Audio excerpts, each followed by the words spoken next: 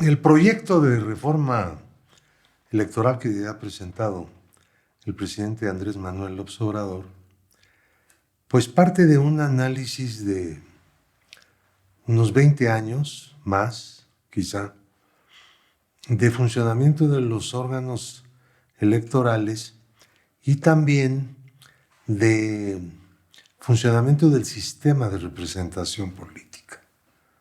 Entonces se ha llegado a la conclusión de que se requiere una nueva modificación de fondo, algo que tiene que ver tanto con las autoridades electorales como con la manera en que el pueblo puede representarse mejor en los órganos representativos, es decir, Congreso, diputados, senadores, ayuntamientos.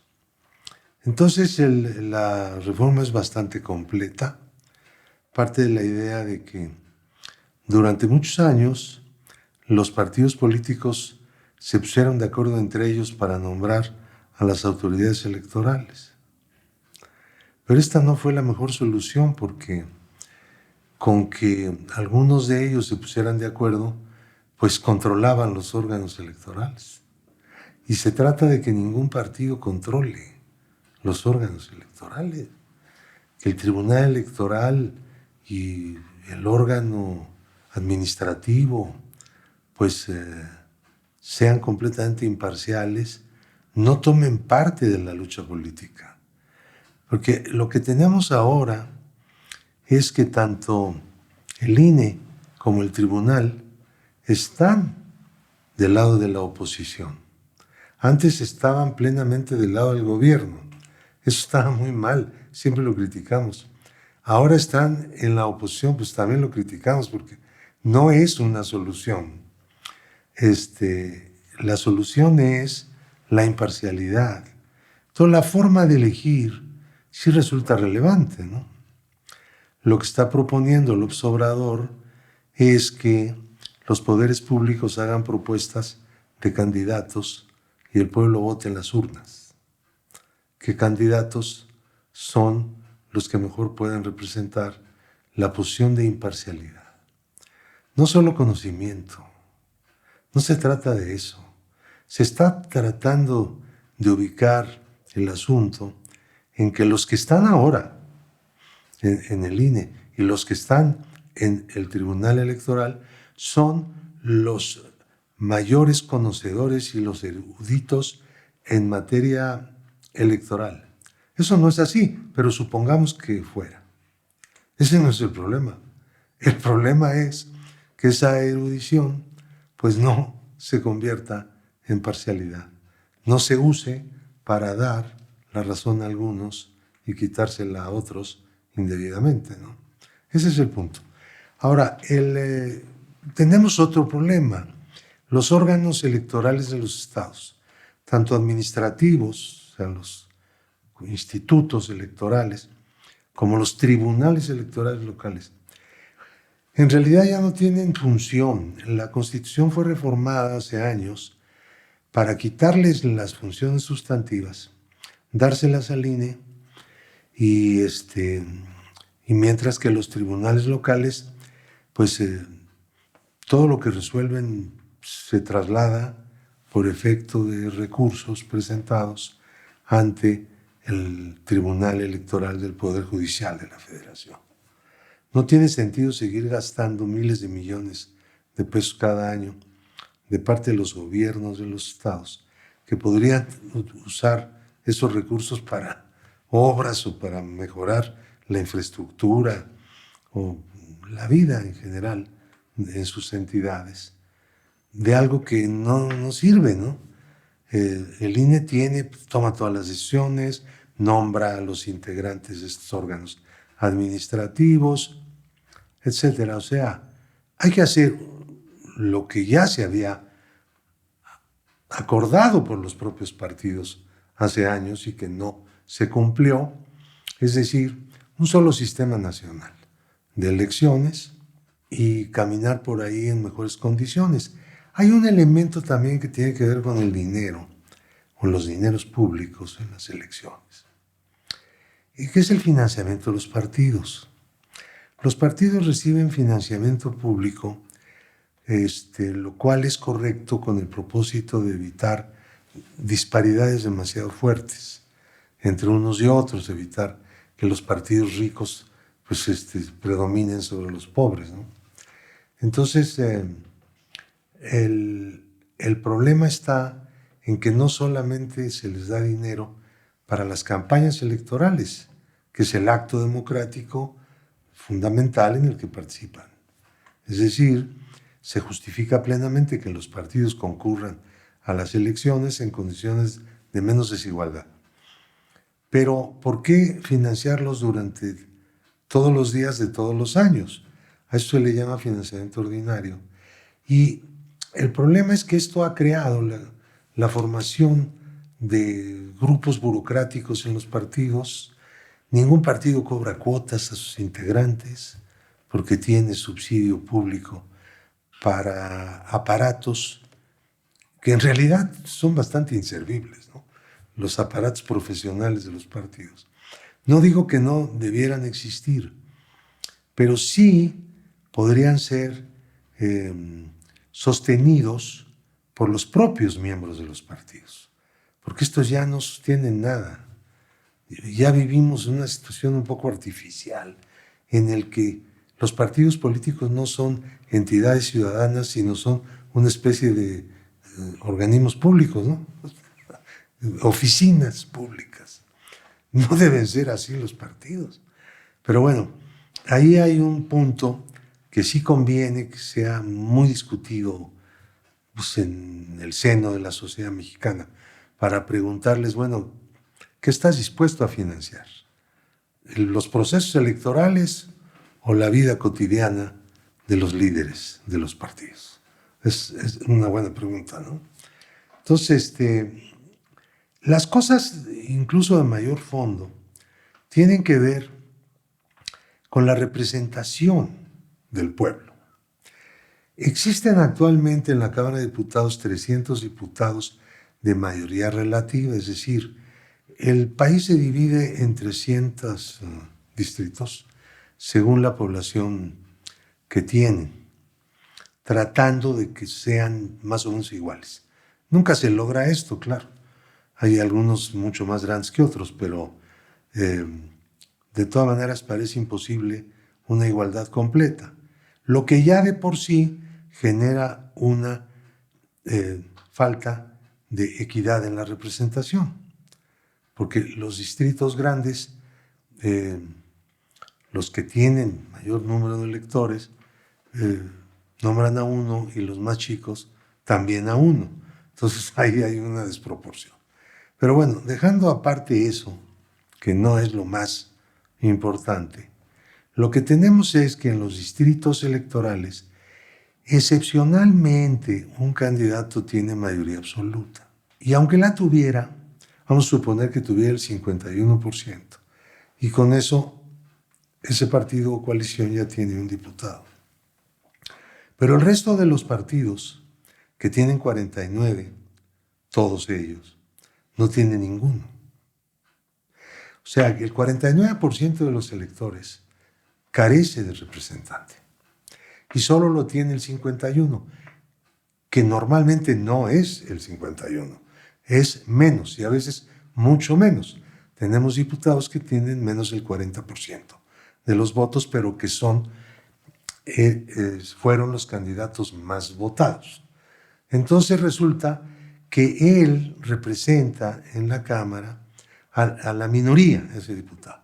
Y casi todos son así. Entonces tenemos una Cámara cuyos 300 diputados representan partes minoritarias, ¿no? Ahora, este sistema anglosajón, es decir, existe en Gran Bretaña originalmente y en Estados Unidos hay una réplica. Entonces, no es propio para un país como México, en donde no no existe la decisión de hacer un bipartidismo. El pueblo nunca tomó esa decisión. No llevó las cosas hacia allá, como en otros países. Gran Bretaña, Estados Unidos son los ejemplos. Entonces, en un determinado momento se dijo, bueno, vamos a temperar esta mala representación del pueblo, haciendo 100 diputados en 3 circunscripciones plurinominales. Esa fue la reforma de 1977-78 del siglo pasado, que se puso en vigor en la elección de 1979, cuando oposiciones que nunca habían tenido reconocimiento llegaron a la Cámara de Diputados. Después, en el siguiente sexenio, por iniciativa de Bartlett, por cierto, se hicieron 200 diputados llamados plurinominales, con 5 circunscripciones. Las circunscripciones no son reales, son conjuntos de estado que unidos dan más o menos la misma cantidad de habitantes, pero más o menos. No exactamente igual, es imposible. En esas circunscripciones, 5, se eligen 40 diputados plurinominales en cada una de ellas. Un total de 200 diputados y diputadas. O sea, las listas son mujer-hombre, ¿no? Mujer-hombre, o hombre-mujer, hombre-mujer. Así. De tal manera que haya igualdad de género en la composición de las listas y por lo tanto también al momento en que llegan a San Lázaro como diputados y diputadas. Entonces, ahora, la cuestión consiste en que ¿a quién representan estos diputados? Porque salen de las direcciones de los partidos, de los núcleos de burocracias, o amigos, o hasta parientes de los líderes. No se genera con esas 5 circunscripciones que no tienen un territorio político, no son un estado, no son un municipio, son quién sabe qué cosa, un artificio, algo inventado para los partidos. No hay que inventar para la representación popular algo para los partidos, sino para la representación del pueblo. Bueno, aquí no es así. Aquí se hace todo en función de lo que conviene de repente a los partidos. De repente les empieza a convenir otra cosa, ¿no? Y entonces hay que cambiar las reglas, ¿no? Porque ya les conviene a la mayoría de ellos otro asunto. Entonces, esto genera además, pues, sobre representaciones, porque el sistema se presta a eso. Este se llama sistema mixto con dominante mayoritaria.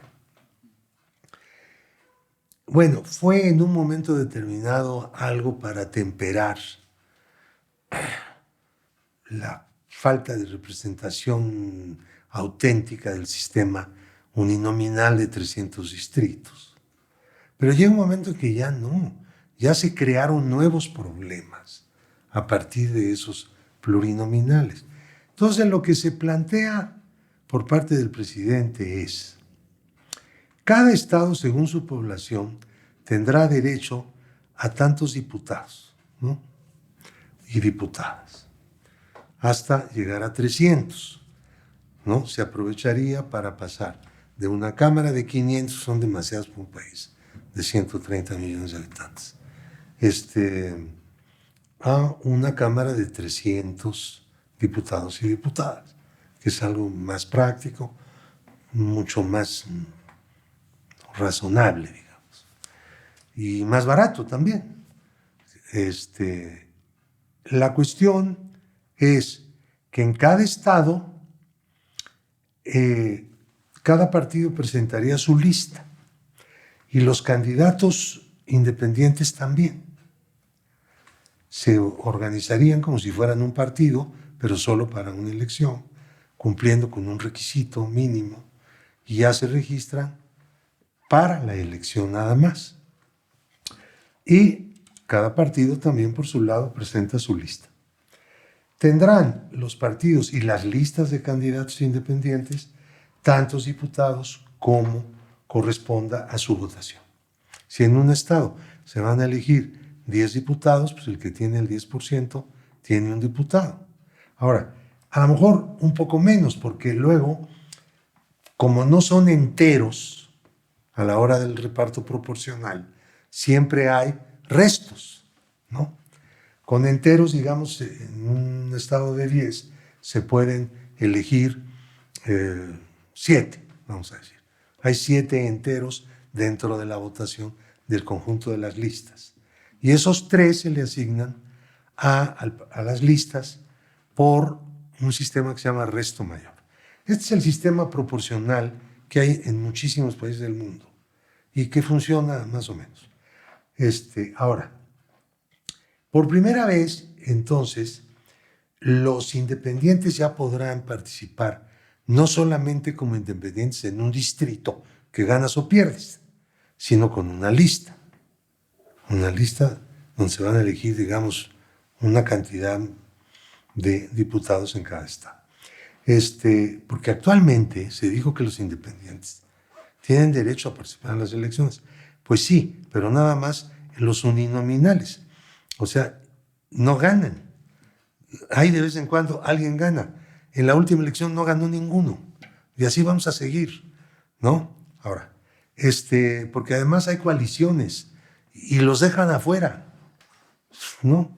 Entonces, ahora ya podrían participar, porque ustedes saben que en los llamados pluris, ahí no participan los independientes. No hay listas de independientes. Nada más en los unes y ahí los partidos los hacen tapioca. Bueno, esto sería una apertura a ir más allá de los partidos, no quedarnos en el esquema. Si no tienes partido o coalición que te respalde, pues estás fuera realmente. Entonces, lo que hacen esos partidos es, muchas veces actualmente, proponer algunos que no son del partido, pero son amigos de los partidos. Algunos se arrepienten y ya que son diputados, son senadores, chapulinean, abandonan ese partido y ponen su negocio aparte. Eso también es una irregularidad, ¿no? Porque los votos, mucha gente vota por los partidos. Entonces, el diputado o diputada que dice, ya cuando me combino bien y cuando no, pues no es serio, ¿no? No es un compromiso. No se le puede tratar con seriedad a personas que hacen eso, ¿no? Pero bueno, tienen el derecho de hacerlo, no hay discusión. La cuestión está en que con este sistema tendríamos una representación mucho más auténtica, de tal manera que se tienda a que la inmensa mayoría de los votos emitidos en cada estado tuvieran una representación en la Cámara. Y, claro, habría estados, como en todos los sistemas de representación proporcional, mucho más grandes que otros, que tendrían mayor número de diputados. Ahora, porque para lograr la representación proporcional no hay que romper el equilibrio nacional, ¿no?, de las entidades. En el Senado se haría lo mismo, pero en el Senado ya no habría más que 3 senadores en cada estado. O sea que la representación proporcional se estrecha por naturaleza, ¿no? Hay que repartir entre todas las listas nada más 3.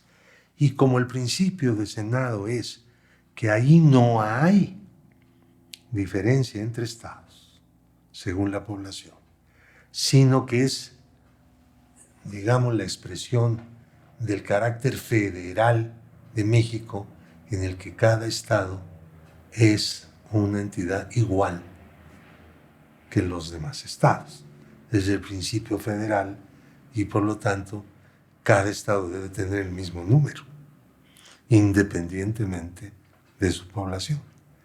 Y los estados chicos ahí se emparejan, porque si en la Cámara son pocos, la Cámara de Diputados, en el Senado son tantos como cualquier otro estado. Tiene ese mismo nivel. Y nuestro sistema de legislación es un sistema bicameral en donde las leyes tienen que ser aprobadas por ambas cámaras, excepto el presupuesto, cosa que viene desde el siglo XIX, cuando se eliminó el Senado y no se ha modificado, aunque podría modificarse en cualquier momento, ¿no? Si se considerara correcto o adecuado. El caso entonces es que esta nueva forma de representación popular puede caerles bien o no a los partidos. Creo que el más afectado sería Morena, probablemente, por ser el partido más grande que hay en el país. Pero no nos interesa eso. No andamos viendo a ver a quién beneficia, a quién no, sino cómo se representa mejor al electorado. El electorado debe estar bien representado, sin desequilibrios y como proceso, como tendencia, los electores al ir a las urnas tendrán una representación. Cosa que no ocurre ahora. Entonces esto sería un gran avance. En los estados también se haría el mismo sistema. Los congresos estatales y el de la Ciudad de México se elegirían por representación proporcional. Ahora, hay un aspecto muy importante que se ha considerado dentro del gobierno como parte de la propuesta, que al momento de votar, un partido presenta una lista, digamos, en un estado que va a llevar 10 diputados, puede presentar una lista entre 1 o hasta 10 candidatos. O sea, nunca tendrá 10 candidatos, ¿no? Porque los otros partidos, las otras listas llevan una parte, por más grande que sea, pero puede presentar la lista hasta de 10. Entonces, el elector al momento de votar por esa lista, que es una lista independiente o una lista de partido, los independientes, insisto, aparecerían igual que cualquier otro partido. Y el elector escogería una lista. Al momento de escoger la lista, votaría por una mujer y por un hombre, en lo personal. O sea, escogería dentro de los candidatos de esa lista, partido o independiente, a 2, hombre y mujer, porque todo es en paridad. Entonces, para no romper ese criterio de paridad, el elector elegiría un hombre y una mujer. El de esa lista, hombre y mujer, ambos, que tengan más votos dentro de los votos de la lista, esos son los que encabezan la lista. ¿Ok? El segundo lugar, pues es el de votos personales, el segundo lugar en la lista, y así sucesivamente. De tal manera que el que hace la lista es el elector, no la burocracia. La burocracia no la ordena y pone a los que van a hacer. Lo puede poner en orden alfabético o lo puede poner como quiera, pero el caso es de que el elector tendrá la opción de elegir al que va a ser diputado o a la que va a ser diputada. Entonces, esta situación, este sistema de lista abierta, así se llama, hace que entonces el elector ya no solamente vote por un partido, sino vote por personas al mismo tiempo. Claro, una vez que estás votando en una lista, no puedes poner a votar por uno de una lista y otro de otra lista. Eso no se podría. Entonces jugarías en todos los partidos, ¿no? Sino que tú escoges tu partido, votas por tu partido y votas por un hombre y por una mujer. Y ahí decides quiénes son los que encabezan o los que van arriba en la lista en cada lista. Entonces, este sistema se operaría también en los estados y operaría también en la elección de ayuntamientos. Los ayuntamientos se elegirían también con el sistema de representación proporcional, pura. Ya no habría la situación que tenemos ahora, que es una representación proporcional, pero bastante impura, digamos, muy adecuada, o sea, como se acomodan los partidos cada vez que hacen una reforma de ley, ¿no? Entonces eso ya sería una cosa un poco más permanente, quizá, ya como un sistema más estable, más representativo. No digo que no vaya a haber problema, no hay solución sin problemas, eso no existe en la vida. No se pretende una perfección, pero sí se pretende un sistema de representación mucho más auténtico, mucho más, digámoslo así, abierto y mucho más participativo. No pensemos en una democracia capturada por las burocracias de los partidos. En buena medida eso hemos tenido. En el plano de la democracia concursal, como yo le llamo, a estos sistemas, porque en realidad son concursos, ¿no? Los grupos concursan, la gente vota. Estos sistemas concursales en donde la gente no toma decisiones más que elige, pues siempre tendrán sus limitaciones por mejor que sea el sistema. Ahora, pero también queremos el desarrollo de esa otra democracia, que no es exactamente concursal, es, digamos, operativa al sistema concursal, pero no es el sistema de eliges y a los 3 años te vuelven a preguntar. Pero en esos 3 años no te dan ni los buenos días. Esa es la democracia concursal.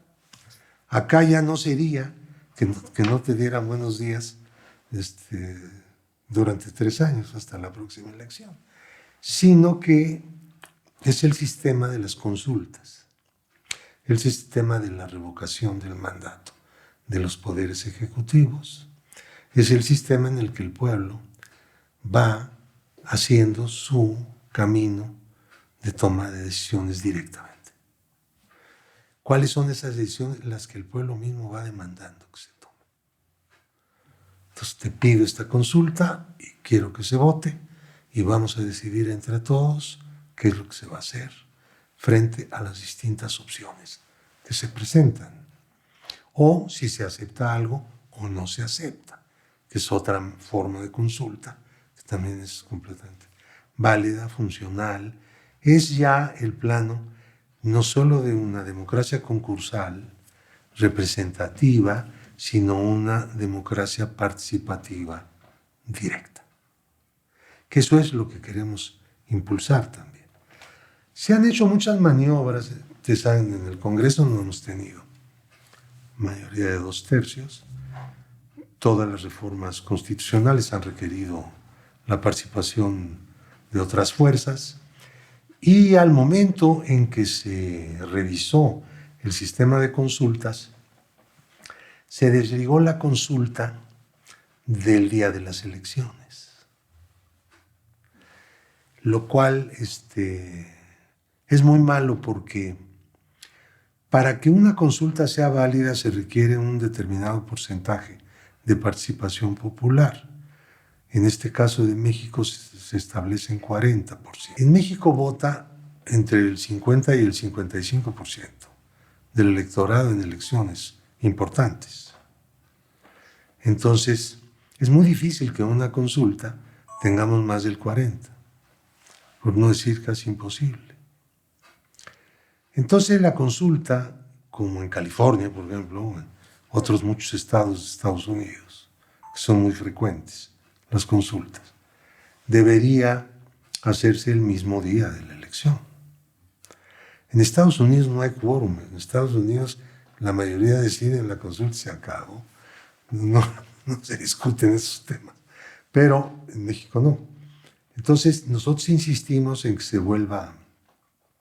Esto no está en esta iniciativa, pero es necesario también hacer ese cambio, que se vuelva a poner el día de la consulta y el día de la revocación de mandato en los días electorales, con el propósito de que la gente pues, acuda en mayor porcentaje y se garantice que la decisión popular va a ser respetada, o sea, obligatoria para los poderes públicos. Entonces, ese asunto está pendiente, es muy necesario hacerlo. Bueno, hay otros temas, digamos, que no son tan importantes, pero que sí tienen alguna importancia. Los órganos electorales que tenemos son muy caros. Se construyó una burocracia muy costosa porque hay órganos permanentes. Si hay elecciones cada 3 años, el INE tiene juntas distritales, tiene 300 juntas distritales con una burocracia, todos los años, todos los días de todos los años. Entonces, eso no existe en ningún lado. En el momento en que van a venir las elecciones, se inician los preparativos y se conforman los órganos locales. ¿No? En todas partes. Así era en México y en todas partes siempre ha sido. El problema está en que aquí no. Aquí se quiso hacer un servicio profesional de carrera, pero muy extenso. No solamente en la parte central que organiza realmente, sino también los ejecutores de lo que esta burocracia central decide. Esto es algo que hay que eliminar. No tiene caso estar pagando todos los años cosas que no sirven para nada. Lo único que sirve durante todo el año es el Registro Nacional de Electores. Ese sí, mientras la credencial de elector se siga usando para votar. Yo supongo que algún día en México llegaremos a tener la credencial de persona, chicos grandes y de todas las edades. Entonces, y la lista de electores podría hacerse de este registro. Creo que hacia allá vamos. La cosa va a ir lenta. Además, también es costoso. Por eso, encima de lo lento de por sí, pues porque el costo es alto.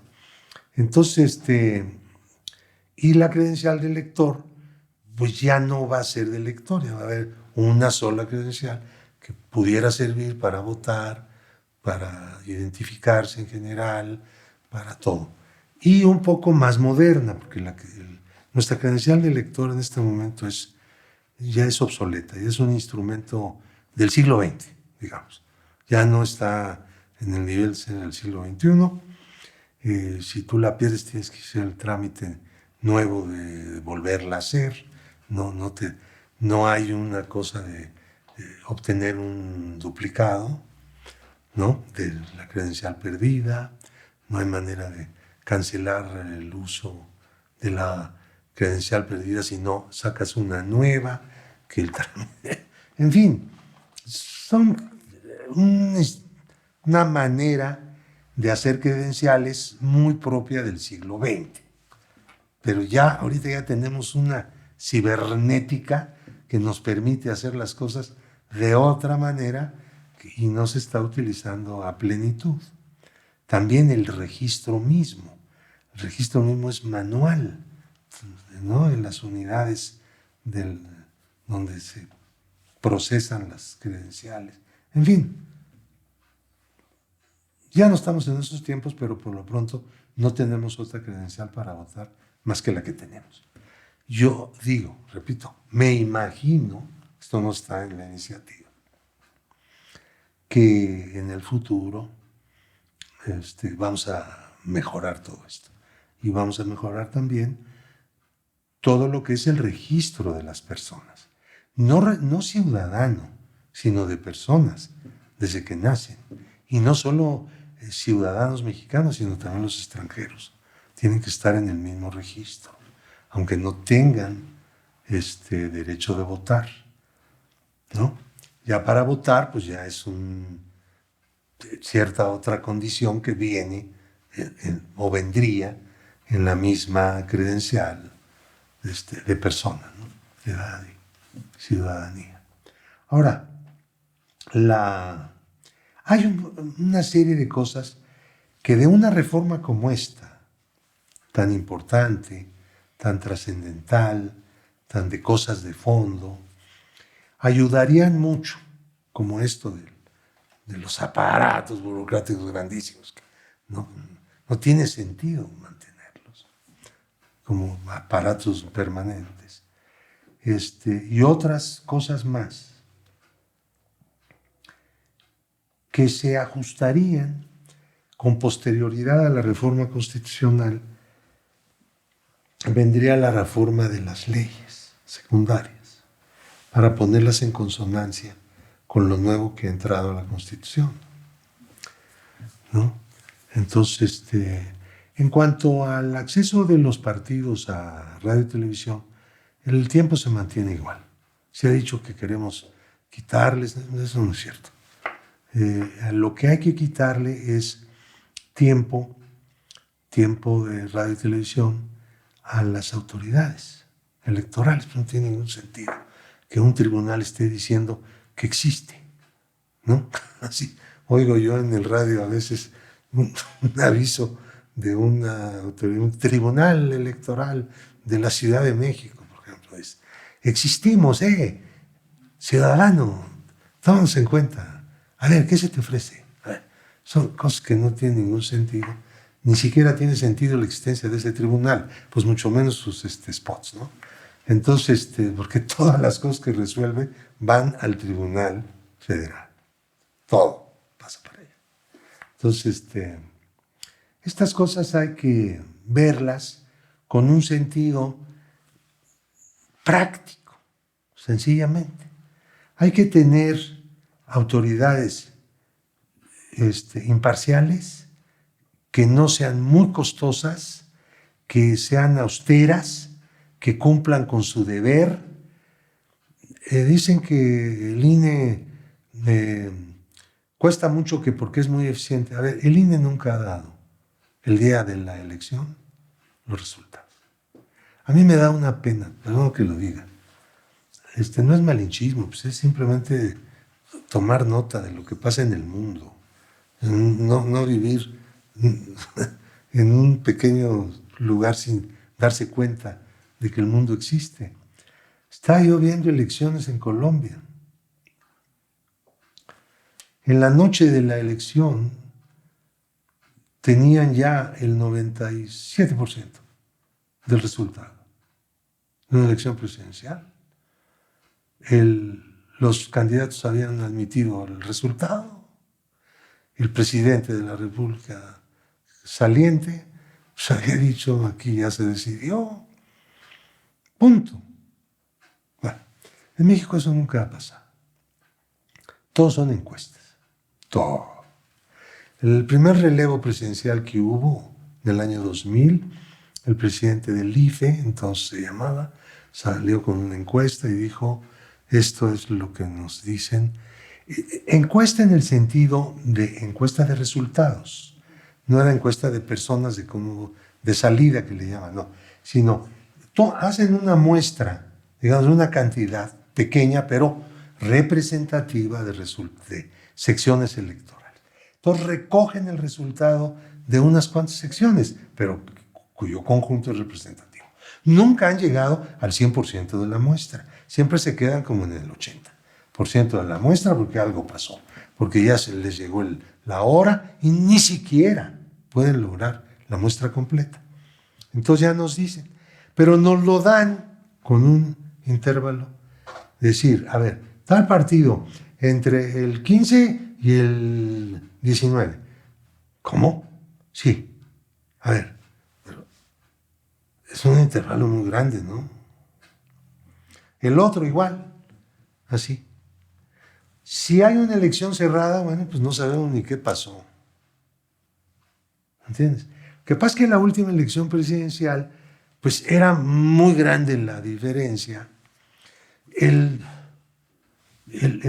candidato que resultó elegido por el pueblo, López Obrador, tenía más del 50% de la votación, a final de cuentas, o sea, era una diferencia que se veía tan grande que no se necesitaba ni siquiera hacer un análisis o una encuesta de resultados. Le llaman conteo. No es cierto que sea un conteo, no, y tampoco es rápido. No. O sea, eso es un desastre. ¿Por qué? Porque no trabaja en eso nuestros órganos administrativos electorales. No les interesa eso. Ahí la llevan, están haciendo las cosas igual que siempre.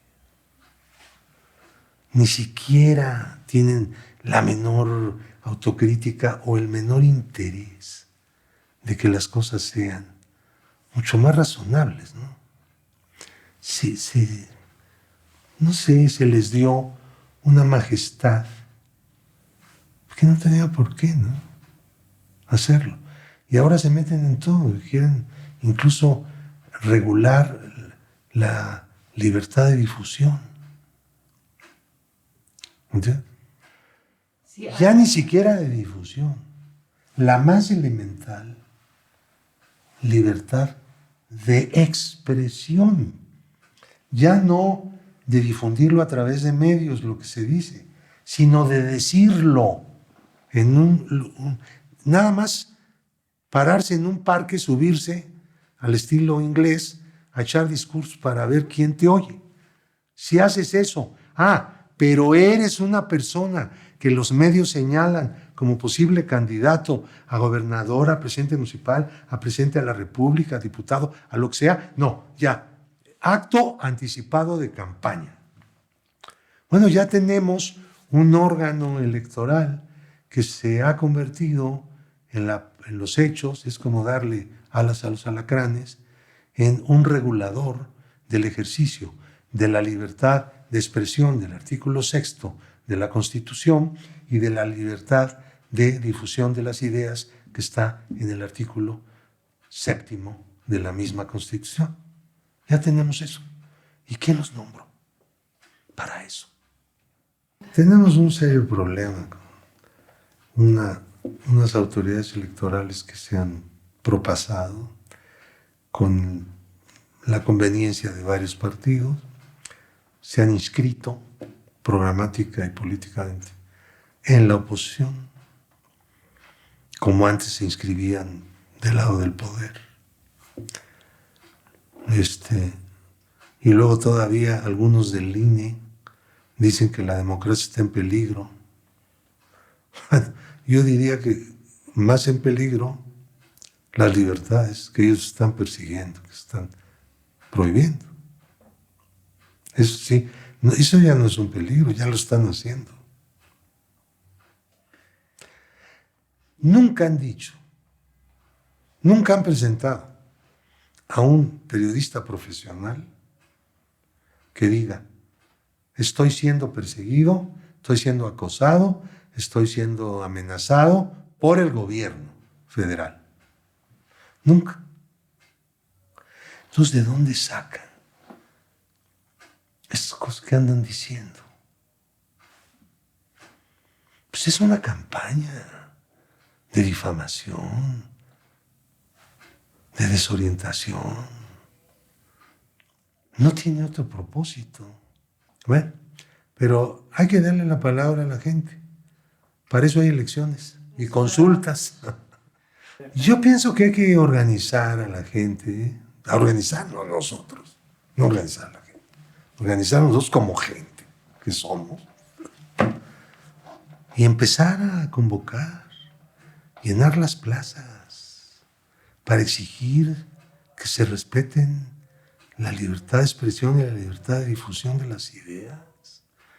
Pues no, antes no había esas libertades. Esas libertades, el camino de la conquista de esas libertades está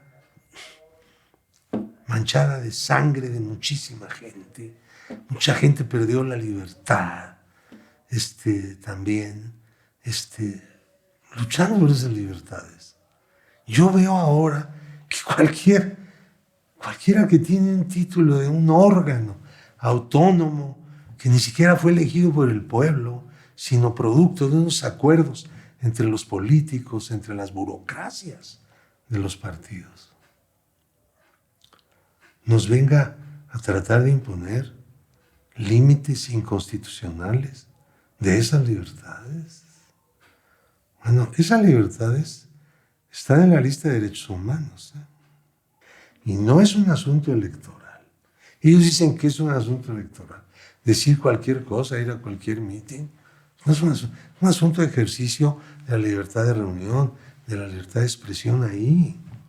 Luego dicen que se prohíbe que se difundan redes. Bueno, empezar a prohibir que cosas se difundan en redes es tocar algo muy, muy, muy serio, ¿eh? Digo, por favor, las redes es un sistema donde quizá muchos defectos, porque hay gente que se dedica a andar ahí orquestando cosas, ¿no?, que no son legítimas. Pero bueno, la gente va aprendiendo cómo opera eso y va sabiendo distinguir. No necesita que una autoridad llegue y diga qué sí se puede y qué no. ¿Cuáles son las limitaciones? La gran limitación constitucional es que con fondos públicos no se puede hacer propaganda personalizada de los servidores públicos. Esa es la gran limitación, ¿no? Ahora, dicen que cualquier acto que tú realices es propaganda. No. Es la propaganda que realizan los poderes públicos como tales. Dice el artículo constitucional. ¿Entiendes? Dice como tales. Es decir, es costeada, cubierta por la entidad pública. Si tú lo haces como lo que eres, un ciudadano, no tienen por qué revolver una cosa con otra. Esa limitación no es una limitación para el ejercicio de la libertad de difusión de las ideas, ni la más elemental de expresión simple de las ideas. Es una limitación para el uso del aparato público y de los recursos públicos. Los recursos públicos no deben ser usados en eso. Bueno, a partir de ahí se han cometido una gran cantidad de excesos, por un lado, y se han realizado una gran cantidad de dispensas de actos para ignorar el uso de propaganda gubernamental costeada por gobiernos de distintos niveles, de carácter personalizado de los servidores. Por ejemplo, todas las gacetillas que todavía se ven en los periódicos, de funcionarios públicos, gobernadores, presidentes municipales, todo eso, no se persigue. ¿Por qué? Porque es negocio de los periódicos y la autoridad electoral no quiere bronquearse con los periódicos, ni con televisoras, ni con nada. ¿Sí? Quiere bronquearse, pero con el gobierno federal. Quiere hacer la pelea contra la fuerza política que está en el poder de la federación. Entonces yo digo que hay que movilizarnos para exigirle a esas autoridades que respeten nuestras libertades, que persigan el uso de recursos públicos en la difusión, ¿no?, personalizada de entidades públicas. La presidencia de la República no le paga a nadie nada. Ahora, tenían no sé cuántos miles de millones de pesos que gastaba el presidente anterior en eso, ¿no? Ahora, es un aparato pequeño que hace las cosas como... La cuestión de la mañanera, ¿no? Las mañaneras no son, no se transmiten por orden de la presidencia. La presidencia no ordena ningún medio que transmita las mañaneras y le paga. No. La forma de ordenar sería pues, con un pago, ¿no? No hay nada de eso. Entonces, el presidente de cualquier país habla varias veces al día, ¿no? Hay presidentes que hablan 2, 3 veces. Van a actos y ahí dicen algo, van a otros, dan una conferencia banquetera. Eso se la pasan así, ¿no? Andrés Manuel organiza mejor el asunto para hacer un diálogo con los periodistas. Es algo más, yo digo. Y se los he dicho a algunos periodistas que critican las mañaneras. Y yo les he dicho, lo que pasa es que ustedes no pueden entender que existen métodos para gobernar en público. Como nunca en su vida vieron eso, pues creen que eso no debe existir. Pero existe. Y uno que fue el líder del Partido Laborista inglés, que era el jefe de la oposición en Gran Bretaña, contra el Partido Conservador, y pudo haber sido en una coyuntura primer ministro de Gran Bretaña, vino hace poco y le preguntó a los periodistas, oiga, ¿y las mañaneras qué es eso? Dijo, es una buenísima idea, dijo, porque está todo el tiempo respondiendo preguntas que están en los medios. Está respondiendo a ataques de los medios. Hay un diálogo, por lo tanto. Dicen que no hay diálogo, que el gobierno de Andrés Manuel no es un gobierno de diálogo. Nunca hubo en México un gobierno de más diálogo, porque dialoga todos los días en la mañana, de lunes a viernes. Luego, responde preguntas, eso es diálogo. Responde sin que le pregunten cosas que están diciendo medios o que están diciendo otros políticos. Responde a críticas. Bueno, ese es diálogo político. El diálogo político por diálogo político no debe entenderse lo que en México se llama los acuerdos en lo oscurito. Los acuerdos en lo oscurito tienen como característica no que sean acuerdos. Eso está muy bien, que los tomen los que quieran, sino que no se pueden descifrar, no se pueden explicar plenamente, no tienen una historia pública, por eso son el oscurito. ¿Y por qué no tienen esas cualidades públicas? Porque no les conviene decir cómo, por qué y de qué forma están haciendo las cosas. Quiere decir que hay algo inconfesable. Entonces, ellos, el diálogo en lo oscurito es el diálogo inconfesable. O sea, te vas a hacer las cosas con otros sin dar ninguna explicación. Ahora, aquí el presidente, en las mañaneras, se obliga a sí mismo a explicar.